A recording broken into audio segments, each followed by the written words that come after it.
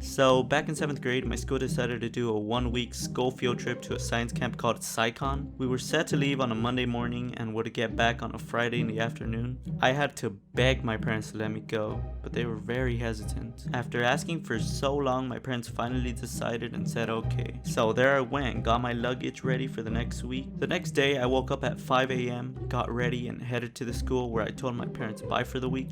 We headed to the camp and it took a couple of hours to get there. Finally, we got to the science camp and it was huge. We got to stay in cabins with bunk beds. I got the bottom one, by the way. I don't know if that matters at all. Now, we all got separated into random groups because we could not fit everyone into one cabin.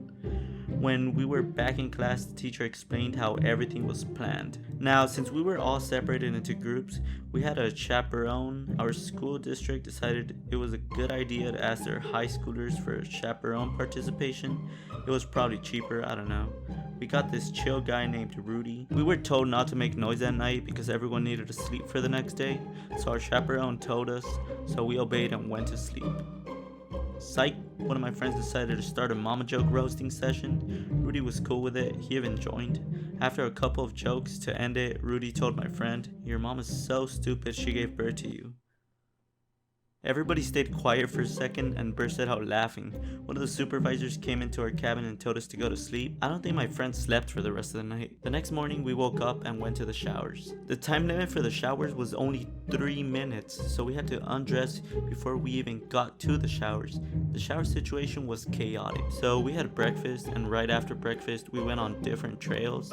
We passed a bear cave and one of the guides told us the bears were hibernating or else they would have torn us apart by now. We did this every day for the rest of the week. Our chaperone told us that each group was taking turns hiking up the biggest mountain in the camp. We were scheduled to hike it on Thursday. Skipping to Thursday, we went up the mountain and it was boring for the first part, which was hiking up 4 miles up a hill. We were walking when the guide told us to shush and everyone froze. The guide told us he saw a bobcat. I personally didn't see it. I don't know if he was camouflaging or the guide was lying to us, but I do wear glasses, so I was probably a little blind. We got to this hill and there was a rock on a cliff and the guide let us walk on it, saying it was okay.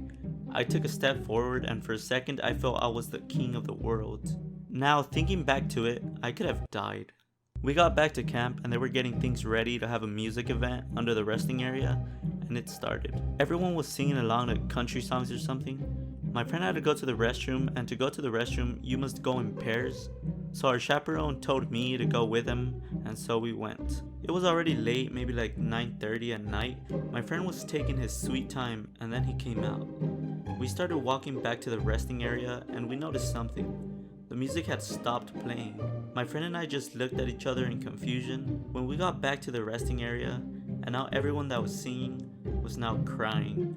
We were so confused, then we decided to start asking. Another friend of mine told us, Brian saw a guy in the woods behind the electricity pole and started crying, and that's when everybody else started crying too. At this point, I didn't know what to think. He might have a weapon, so I asked him, "What did you see?"